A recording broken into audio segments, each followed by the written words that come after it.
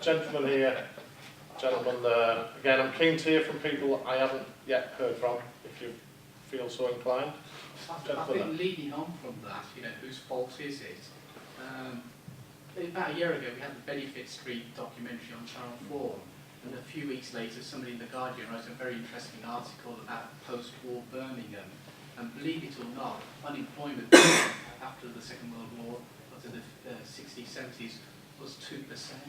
And the average wage in Birmingham was 13% higher than the national average, higher than London and the South and East. So what's happened to cause all this poverty, unemployment? Well, you have to go... Okay, I won't mention it, but you're now doing this review in the context of the devolution debate that's taking place around the country. Okay? People are complaining that, people feel that they've lost out because of the neoliberal agenda that's being put through by the mainstream parties in Westminster. And I noticed quite interestingly in your PowerPoint presentation, you don't talk about Birmingham when it was prosperous. And it seems like you need to go back, or we were doing something right back in the 50s and 60s. What's happened? Because if you have a look at the root causes, it's also affecting other towns and cities in England. It's not just Birmingham. In Birmingham, it's magnified because I think of other structural issues. So I'll ask the question. So your answer is? Well, I'm not going to say the answer is UKIP, but the thing is, I think what you need to go back is go back to Westminster and say, look, these policies are having a damaging impact on people who used to work in manual labour, in factories, on vulnerable communities. It's not just Birmingham. Okay. Gentleman here, and then I'll take another show, and then we'll go back round again. Then. Sorry, yeah, actually, can I just say that? What's my answer? Well, it goes back to, if you look again, going back to Lord Adonis, he compares Birmingham with German cities, okay, Stuttgart, Hamburg, Frankfurt, big manufacturing cities. And I think he specifically focuses on Stuttgart, that it has a similar background as Birmingham, manufacturing, automotive, and you've got the major multinationals headquartered there. Well, we've lost out in Birmingham, but that's not to say that we've had a regeneration in the automotive industry, but that restructuring has had a damaging impact on Birmingham. But the thing is, going back to Lord Adonis, he's talking about elected mayor and other structural changes. But we should be like these other big international cities. And again, going back to your PowerPoint presentation, you're comparing us with Leeds and Manchester and these smaller competitors about. You need to compare us with international cities. We want to be up there. Don't compare us with small cities in England. Okay. In the boom years of the 1960s, Birmingham was actually a smaller area. The City Council covered a smaller area. I think today the City Council realises that it's too big to manage. And that's why there have been these experiments with devolution, so devolving power to 9 or 10 district committees. And we've had these experiments with devolution, and I don't think they've worked, because the district committees have presided over decline, really, in their local centres. And the powers and the budgets have just been withdrawn, and it's been politically expedient to do that. And that's why with the referendum in Sutton Coldfield, that we're pushing for a town council or a local authority that's a legal entity that can't just be taken back when it's politically expedient to do that. And I think there's some concern about the proposals now for devolution. I think they've got aggrandizements in Lyon and Paris that the leader of the City Council, Sir Albert Moore, is talking about. But I think we would be more interested in a tried and tested form of devolution. Unitary local authorities have been proven to work well in this country when they have a population of around 200,000. And so it's the point that you're making about boroughs. So that's something that in Sutton Coldfield we're interested in, about having a local authority that would be focused on Sutton Coldfield, might include other areas like King's Standing and Erdington, where there'd be more focused efforts on regeneration and provision of high quality services. Can I just ask a question, is that a local authority in addition to the City Council or instead of? Instead of. So it would be working together then as a partner. In Manchester they have 10 unitary authorities, which then collaborate as equal partners and form an overarching strategic authority together. And I think that's a model that we can't ignore. I think there are lessons to learn from that. And I think that once Birmingham City Council itself is smaller, then I think the neighbouring authorities in the Black Country and Solihull would see it less of a big brother and would be more likely to work in partnership with it on strategic issues. Okay, right, very clear case made there. Yeah, I work for the Birmingham City Council. My problem is every year the strategic plan is just to cut. We go section 188 every year. That really lowers morale with the town. People are always fearful. I mean, you know, that's no way to bring up the performance of the City Council. But, you know, sure, it goes back to what that gentleman was saying.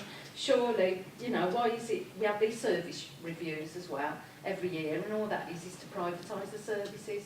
That, I mean, the short term it might save money, but the long term it doesn't, because the private business just wants to make a profit. So surely the council should be looking a bit wider and looking at cities across the world or countries in Europe that prosper and how do they do things, and not just this plan every year to cut services, because to me that means every year we're just in a downward spiral all the time and we're not looking creatively. The leader of the council always says he wants innovative thinking. Well, to me, you know, setting a budget every year to cut everything, to me that's not innovative thinking.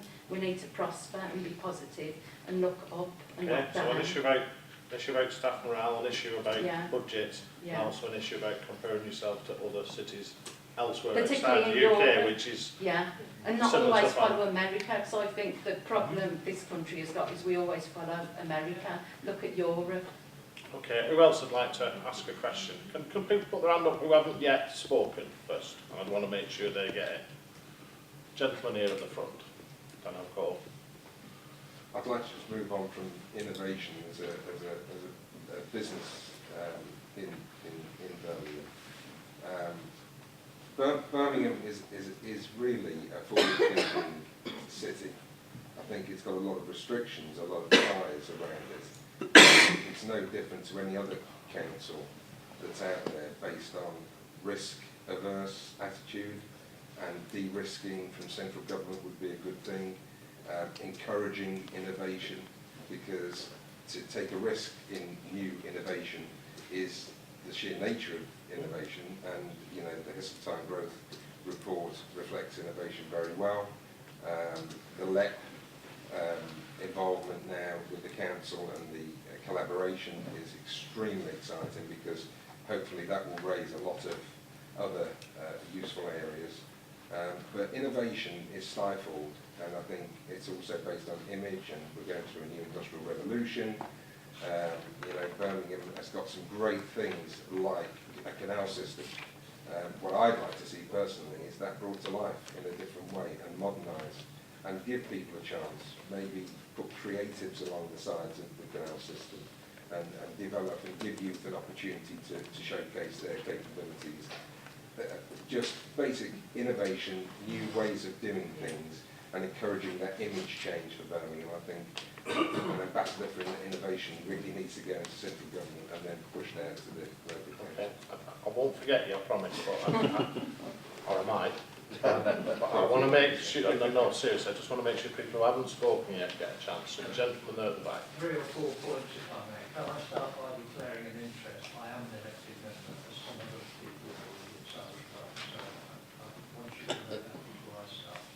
I represent an outer area, and I think the comments about devolution are very valid. I represent an area where the shopping centre is Northfield, where the shopping centre in the 60s and 70s was the shopping place of choice for the whole of the south of Birmingham. That has gone. Now we need to actually revitalise the outer areas. Number 2, I came into politics to try and help people. I think we all did. I'm sure you did, sir, as well. And I'm very concerned about the children, the young people in the city. We need to give them a chance. We have been criticised, and rightly criticised, for our children's services, and we need to get it right, because no matter what it costs, if one child is in danger, that is wrong. Can I also say, I was privileged 7 or 8 years ago to be Lord Mayor of this city, and it was a great privilege. And I went out of my way to actually find out what was happening below the surface. And I went and visited manufacturing industries around the city. And we have so many good news stories. We don't have the big employers of 10,000, 20,000 people now like we used to. But we have a whole load of companies out there who are world leaders. They might employ 500 or 1,000, or they might employ 100. But we have a lot of people out there who are working hard and creating wealth for the city. And finally, and I could go on, because I'm a politician, finally, we have 60,000 students in our 3 main universities. I want to see us retain those universities, those students in this city. I want to make it the environment attractive for them to actually establish themselves and remain here and create wealth. Because by them leading the wealth creation, wealth will be created for others, and we can start solving some of the significant problems. Okay, so there's the children's point again, there's the manufacturing good news stories, and there's doing something about your well-educated student population staying here and deciding to live here and bring up its family, as opposed to going elsewhere after it's had a first-class Can I just education. say on the news, I think Birmingham, it is me to just automatically criticise Birmingham and give us bad press. I think it's very rare that we have a good story coming out of Birmingham, and I think Birmingham suffers because of it. There are a lot of good stories in Birmingham, and we need to make sure that they are advertised. And perhaps we need to look at our marketing methods, both in the public and private sector, to make sure that happens. Thank you. A couple of people over here who haven't spoken, the lady there, and then the lady in front. Yeah, And then if you, sir. Thank you very much. what, I don't understand why we can't get to grips with children's services at Birmingham, that they've been offset as inadequate. We don't seem to have enough social workers. Why is that such a big obstacle to overcome? I don't really understand that at all. Okay. Well, sorry, I can't sit Yeah. here and answer that question. I mean, I'm It's not in council, that. it's a very It just seems simple and ridiculous. obvious question. Buy more, you know, employ more social workers, do something about it. Well, I I'm don't sure know it's the why, I client mean, said. it seems to me, I just looked briefly today, that there are lots of jobs out there for team leaders and people higher up this area, and I'm just wondering, you know, basic feet on the ground social workers, surely that's where you need to start, not with all the people at the top, Okay. but with having enough social workers to do the job. And I'm not a social worker, but I suspect that that is some of the issues. And there are also a lot of jobs being advertised for temporary social workers. They're through the City Council, they're paying way over the, or they're offering way over the odd salaries. The social workers will not come to the city to work. That's the problem they have, Okay. and they're trying to solve. Lady, So then we need to know why they won't come. What Because makes they it can so have a bad? much easier time working in Sandwell, Wolverhampton, Sunderland than they can in Birmingham. Well, There must be something it's a more than national that. issue. can I just say, think the lady's made an excellent point, and we could spend the rest of the meeting debating why social workers do and don't move. My personal experience is it isn't usually for money. But can we just log the point that it's an issue that, you know, in theory, shouldn't be that hard to fix, should it? And I think that's the point you want to take on board. Can we get to the lady in front then? And then I'm going to carry on making sure we take some views and get back to this gentleman. One of the issues for me is that we seem to separate the local authority and the private sector, in that, as far as I'm concerned, the local authority sets the infrastructure for the city, which is where the private sector comes in and work. But we never actually work in partnership with the private sector at all. I went to Brühl in Germany, and I learned from the chief executive there that they actually work quite closely with the private sector, and they will run services for them, and they will understand the role that they have to play in the community. But we don't do any of that, you know. We give people land to build shops and whatever, but we don't ever have any sort of comeback when it's working. Okay, so I better understand of whatever. I'm going to take issues. the last question from this gentleman here, and then I can arm back to my colleague. Okay? Right, That's what I promised you. I just And I'm want sure you'll be short, so won't you? I'll be succinct, Adam. Well, that'll do. I want to return to devolution, which has been a complete failure in Birmingham.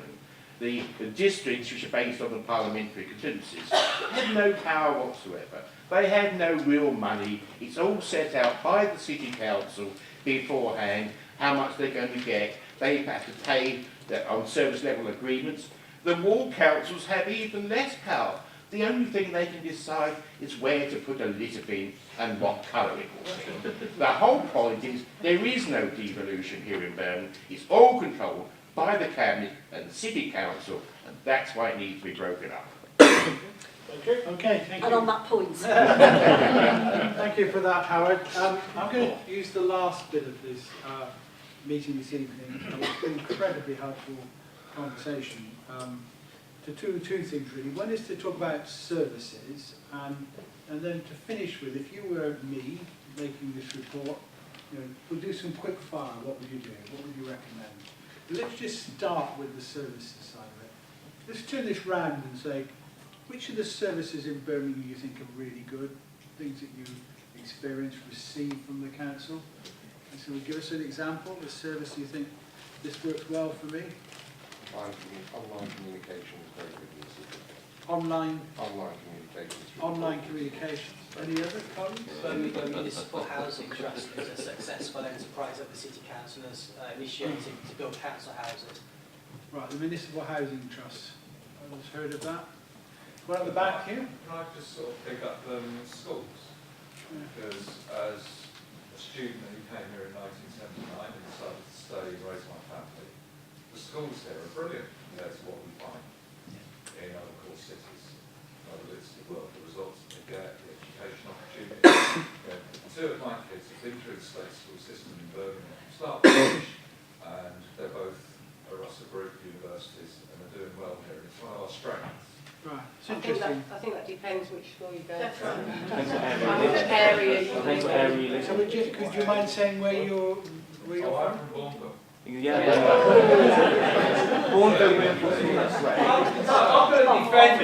to defend him. I'm from Great Bar. And the schools across the city, I'll declare an interest. I'm a councillor, former Lord Mayor, and I think Birmingham's great. But the schools in Birmingham, by and large, are very good. The problem is the press, both local press, both bloggers and national press, at the turn of a coin, will always want to run down Birmingham for whatever reason. Mainly, they will come in and ask a whole list of questions and compare it to other authorities like London boroughs, but because Birmingham is so large, they will say, Birmingham is the worst performing for whatever, including So you think within education. you think they've got it in for Birmingham? Yes. Yes.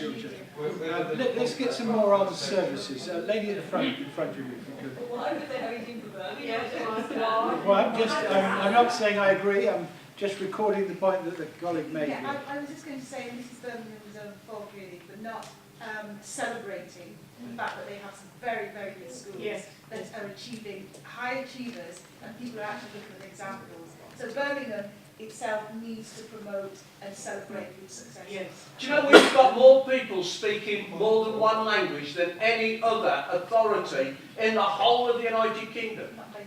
I don't think that makes any difference. I'm conscious, let's try and get everybody have a chance. There's a lady at the back here who hasn't spoken, and I'll come to you. I do think, having travelled quite a bit in my life, that Birmingham architecture should be celebrated because it is a different city to any other city in the world, and I think that some of us do pull it down, but I think we're sitting in a really good example of an innovative architectural structure, and there's many around him. Okay, I'm going to take the man here. I'm a retired councillor. I left the council over 20 years ago now. So I think I've got quite a generation between being an active politician and now. The department I had most to do with then, and I still deal with it now, was planning. The planning department in the 1980s and early 90s was an absolutely excellent department. It ran like oil, it was highly professional, the decisions that came out of it were good. I didn't agree with all of them, but nonetheless I have the deepest respect and admiration for the officers concerned. In the last 20 years, and particularly in the last 10 years, that department has gone into a spiral of decline. It's incompetent, it doesn't do what it should do, it makes decisions without consulting people.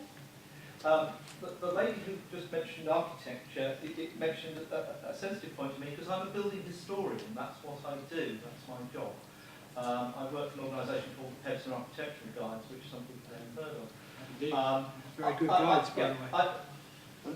Birmingham now has the lowest number of conservation staff, one, in the whole of the West Midlands boroughs. Wolverhampton and Walsall, which are smaller boroughs, have more staff. It is a place where planning and the historic environment have been held in contempt for the last 10 years. And if I can make one last general point, when you heard all those points earlier about complaining about services, I think that the problems with planning and the problems with services land you on a general point about this council at the moment. There is perception that under the leadership of both parties, the only thing they are interested in is big, aggressive economic development proposals. Yeah. Is that a view of others in the room? Absolutely. Yeah. The planning department is a disgrace for the decisions that they've made in the last few years. Just as Connie Carey, did you want to say anything? I'm just saying, I think that that's the key part of their job. You know, economic development, the strategic role that the council has got in encouraging economic development is something that they really ought to be focusing on primarily. Because that is, you know, the bedrock. That's critical to see. Change. But do you think they do it to the exclusion of other things, or do you think they do it for the... Not really exclusion of other things. No, okay, that's really helpful. Now, Can I just add on the planning thing, please, Chair? yeah, go ahead. I sit on the Planning Access Committee. We make recommendations about buildings, new buildings, conversions, being fit for purpose for the whole of the community, including the disabled. And our recommendations are just totally ignored by the planning department. When we go back and we say, well, why didn't you do that? They go, oh, well, we didn't, you know. And we're ignored, and I don't know why we bother. Right, I'm going to take one more on this issue of... I want to get some of the services you don't feel quite as good, although I've heard some already, I think. I've got, well, Birmingham Social Services, you know, for reasons that we're getting to, I'm in care at university, and I just think it's so understaffed. My last meeting before I went to university, it's called like a review. I turned up with foster parents and my family in the office. It was planned for 6 months. It was cancelled because the office staff didn't know what was going on, so no social worker turned up. When I used to live with my gran, they overpaid her for 3 years. A year later, they said, we've been overpaying you, you need to pay it back or we will take you to court. They didn't pay for my sister. Your grandma was being paid, but just... Being overpaid to look after us while I was in care. They overpaid her for 3 years. She's 80, you know, she immigrated to this country, she was a dinner lady, you know, honest job. You know, she wasn't living in a 5-bedroom house. How the hell would she be able to repay that? Up until a few months ago, they stopped paying my sister for 8 months, claiming that they got the account number wrong, and they forgot. I've had social workers who can't string a word in English together. Now, the whole idea of social work is to be able to be social. I know they've changed the head of social services to a new building, but the other one, you walk in, it felt like you're going to prison. It's the most drab, depressed area. Building. Trying to get money off social services, it's like trying to get blood off a stone. For example, I need a laptop for university. They used to give them for free, they'd like bulk buy it and then they give you one. They've stopped doing that now, so you have to buy one yourself. But then you pay for it and then they will pay you back. The last thing that social services paid me back for was another laptop. It's broken now. It took them 16 months to pay the money back, and when they did, they only paid half of it. Right, okay, so your personal experiences His of personal services. Any other services that people want to raise this evening who haven't had a chance to speak? Any particular services? Colleague here. Yeah, I'm into libraries because I think libraries are really important for helping kids do well at school. I think reading helps them with maths or English. And our local library I used as a boy, and it was really important, you know, for school and meeting up. And then. But the management of the building hadn't been done very well. They found that the asbestos had been moved during it, and all buildings in Birmingham should have like how to treat asbestos and how to avoid disturbing it. And basically, to repair it costs £2 million, which would, of course, be better spent on other things. And now the library's like half the size. And then I had a vote going round there when I had taking the kids round there on the day, would you like it closed? And so now the library is shut on Thursdays. The reference library, which I used to use, which had great local knowledge of the area, is now moved to central Birmingham. If I want to take a picture of which they've got there, they say they can't give it me because you need to go through the central library to get it, and it's just that everything's so centralised. It's just ineffective, and people are paying more for services which could be spent on else. So how do you feel about this library then? Which is sort of new. Well, the old library is actually younger than I am, and it's just there, and it's just. I mean, I use the central library as well, but I mean, this is like a tourist attraction, really. I mean, I don't see many people kind of coming out with books, and I feel that the way that things are so centralised, that the outer areas of Birmingham are suffering because of people want this huge, great thing on their CV to say, you know, we've created this huge icon here, whereas the outer parts of Birmingham are losing out, and also because everything's so centralised, nobody can get a grasp on anything like social services or children's services because it's too centralised. It's too big a problem to be controlled centrally. You need people in the community working out what their priorities are and giving them the authority and accountability to be able to do it. Get on with that. This will be the only library left in the end. This will be the only one left. That's what's called the library. Yeah, exactly. Right. This lady here. We've lost our library this year. Yeah. And that's very aggravating. Do you mind saying where you're from? I grew up in Sparking actually, but I now live in Wild Green in Sutton. And it's our Wild Green local library that has gone. We not even open one day a week, it's gone. And I think we're in danger of losing the actual community hall. I think that would be the next thing to go. Very close. And the other thing that I'm amazed, this new building hasn't got online streaming facilities. Right, we did check. And, I made that because this is young city. Trust me, we would have been very happy to stream tonight, but yes, but I made it hasn't been built. It's hardly a year old. It hasn't had that incorporated. The team will confirm we did try. I hear what you say. So what other issues would you raise about services for the council? You've raised the library. Is there anything else you would say about services? Anything else? How do you experience them? No, there are other libraries in the area, of course. So there are some that you can go to. You could get.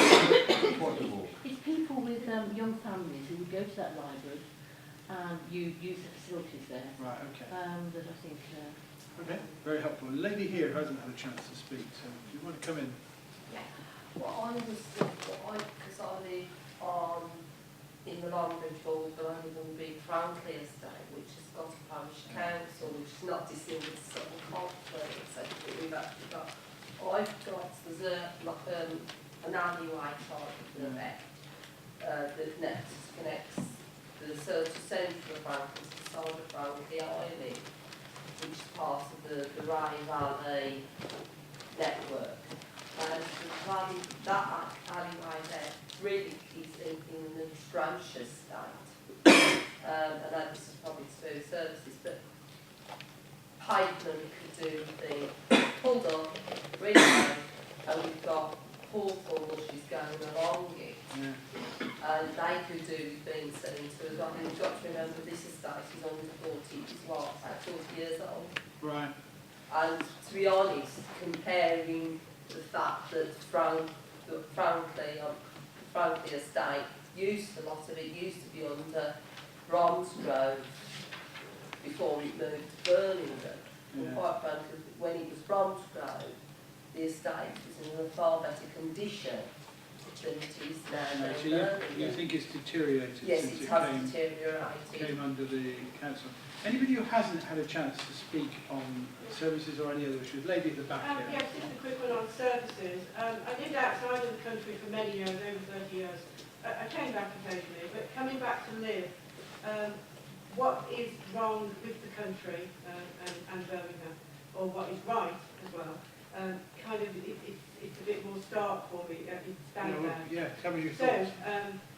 what I see, very briefly, big picture, is that London is a country of its own, and it's ring-fenced, and it's just I can see a glimpse of London on a TV show and know that that's London in the background. You can tell by the buildings, the flowers hanging from it. It's just, you can tell London.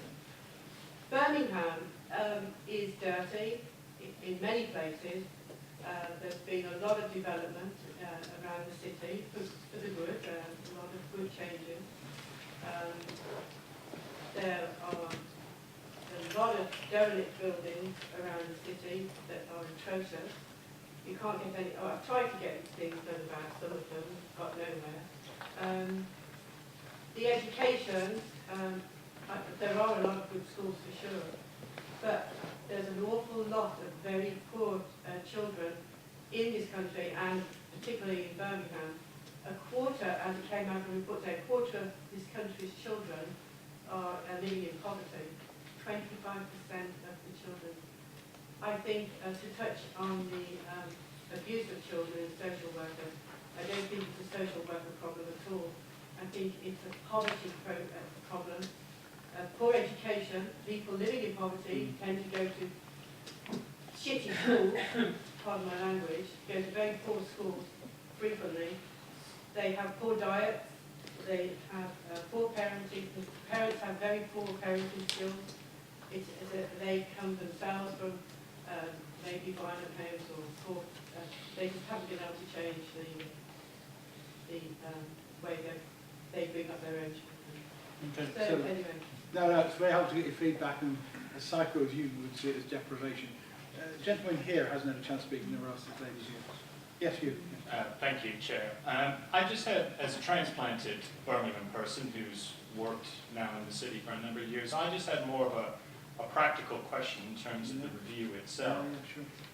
I know that you are submitting your review at the end of the year, which goes to the Secretary of State and the leader. The Secretary of State has said publicly that he has no appetite or interest in having the council broken up. You have a general election that's coming up in May, which clearly will have some impact, as well as the green paper and some of the financial review work that is being done by the leadership and by the members of the council. I guess from a practical sense, not being a resident of Birmingham, but somebody who works here, I'm just wondering about the rigor and the ability for some of the recommendations that your review is doing is going to be actually taken on board and executed, whether in terms of a structural recommendation of change within the council, or, as your point has been bringing up, some of the service area issues in terms of this. Because one of the concerns I would have is that there's a big emphasis from the council around devolving services into the wards and the sort of district service level agreements. But there's clearly maybe a need to kind of understand the appetite and the capabilities and the capacity of those services to be delivered as well. So I guess that's kind of a question back to you in terms of the execution. Yeah, I think it's a very fair question. Just a few points to make. One is, we've gone into the review not kind of ruling things in or out, really. We wanted to hear the views in Birmingham about the issues, including the options, as we've heard from the gentleman tonight, about should it be broken up. We don't start with that as a working assumption or anything like, really. We want to hear the views, and then we'll form recommendations.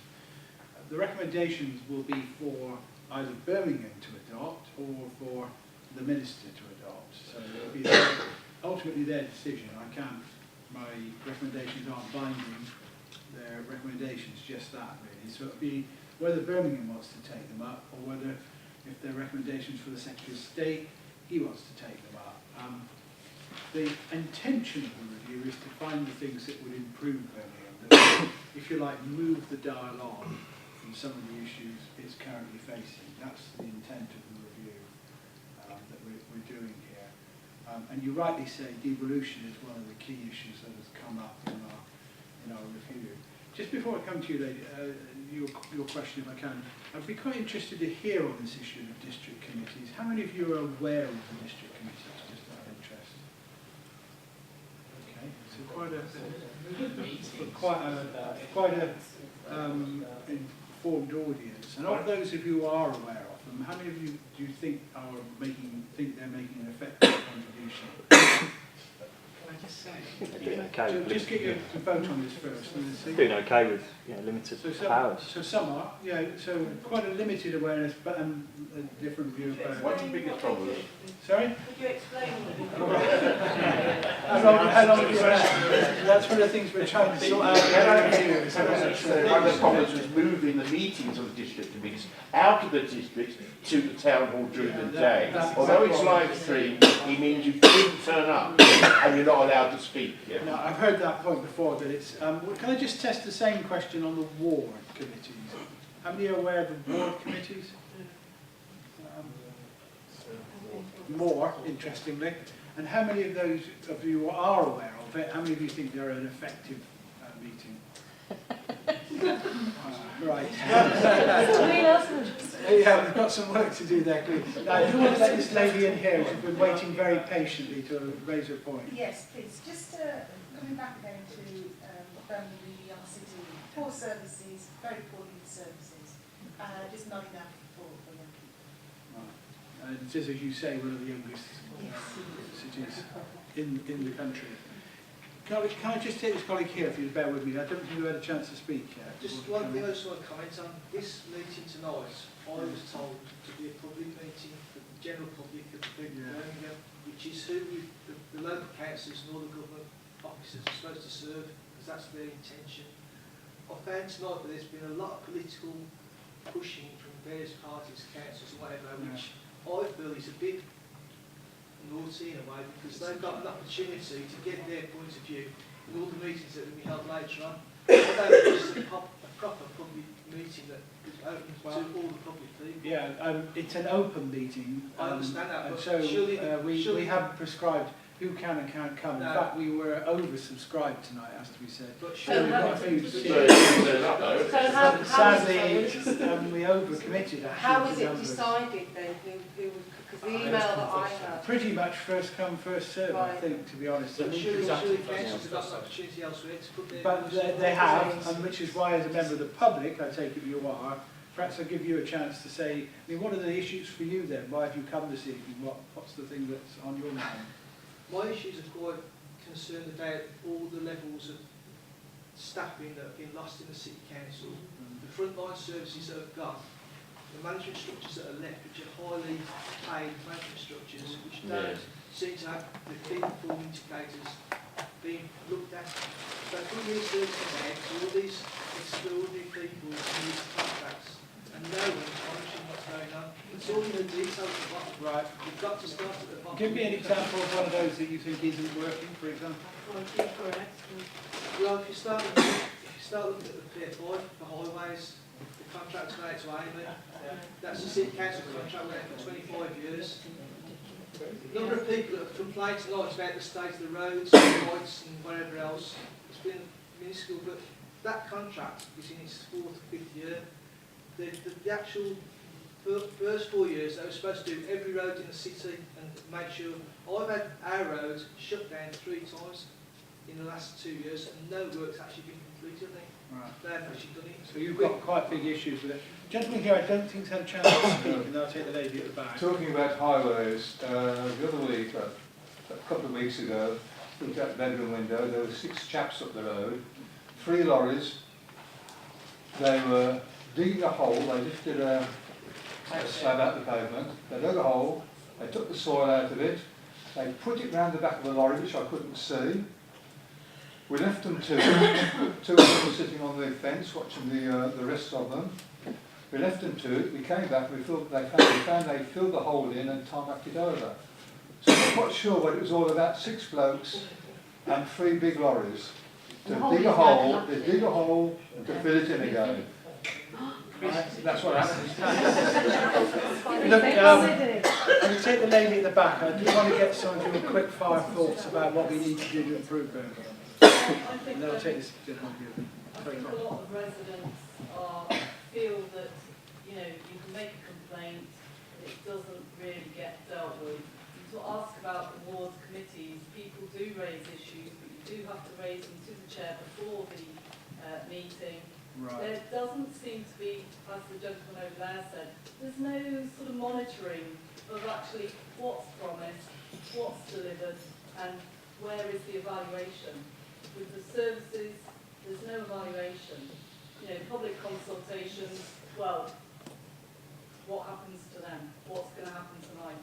Well, tonight I can guarantee to you that we will be capturing everything you have said because we are filming it, and we will produce our report by the end of this year, which will be very free and open to read, I should say. It's for everybody to see. Anybody who's not had a chance to come in, I'm really keen to make sure we give everybody a chance to come in here who's not had a chance. I'll just take this gentleman here. Yeah, I just wanted to make the point, whether we're talking about services or anything else, I think some of the points that have been made tonight overlook the unprecedented scale of change in local government and Birmingham City Council in the last 4 or 5 years. I mean, when you read, you know, you only have to read the local press to see the size of the cuts that have already been made. I think 460 million in the last 4 years, another 300 million to come over the next 4 years. That's not to say the City Council can't improve. Of course, there are areas where it can do better, but you know, if you took that sort of percentage, I think it's, by the time these cuts have all gone through, you're talking about 40% of the local authority's income from where it was in 2010. If you did that in most businesses, they'd be on their knees, you know. And the council, you know, but so to be even sort of still delivering services is in many ways, you know, in many places, a fantastic achievement. We had to do some very challenging things. Look, I have to wrap up now, but I want to take really rapid fire things that the council could do to improve. Literally one sentence, man at the back. Can you make sure that if you do one thing, you get the cash sorted to sort out the child protection service? Pay for child protection. Very powerful point made at the front here. Quick fire points to improve. Man at the back here. Sort out the NHS funding, stroke social care funding, because we have a ludicrous situation where vast sums of money being wasted because 2 separate teams have to do it, one can't one. To get the better care fund working. Gentleman here. Stop using jaws of doom and being a bit more positive about the good things. Positive about the good things. Yeah, a lot of acknowledgement at that point. Lady here. Actually, involved the infrastructure of the city. Infrastructure. Gentleman here. Do something about the big leader syndrome and actually bring decisions down and debate them Bring them and have more open decisions. More open. Yeah. More local. Gentleman here. Reduce the size of the council and really devolve power and decision making by creating new unitary authority. Reduce the size. Read Lord Adonis's speech from 2011. Do something about his speech. I've just got some excellent ideas. I've read it, actually, it's very good. Gentleman here. Sort out some of the tit-for-tat childish relationships with our black country neighbours so that we have a stronger region. Very interesting point. I think we may be saying something about that. Lady at the back. Make sure that all council meetings that involve, you know, local residents are in the evenings rather than during the day at 2 o'clock where only Really powerful point. OAPs can go. Fantastic point.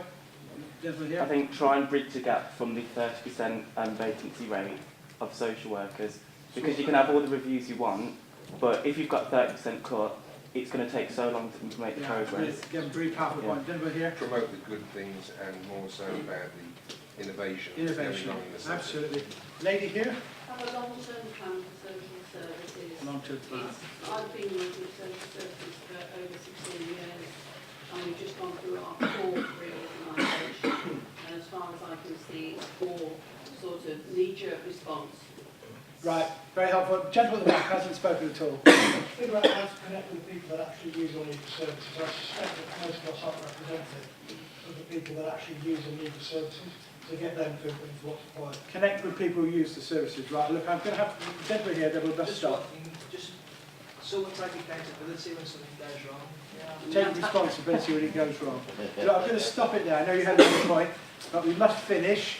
Can I thank you again for coming? It's terrific evening. We've got a huge amount out of that. As I say, we will feed all of that into the review. The review will be there for you to read and decide whether we picked up your issues properly when it comes out in December. Thank you again for coming, and hope you have a good evening. Thank you.